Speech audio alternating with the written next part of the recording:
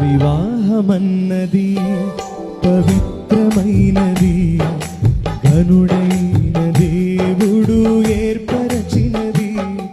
వివాహమన్నది పవిత్రమైనది, ఘనుడైన దేవుడు ఏర్పరచినది. ఘనుడైన దేవుడు ఏర్పరచినది.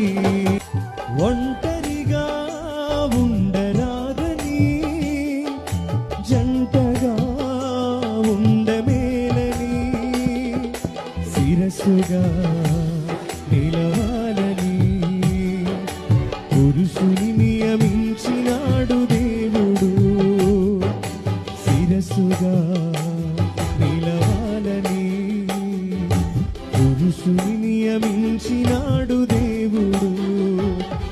వివాహమన్నది పవిత్రమైనది, ఘనుడైన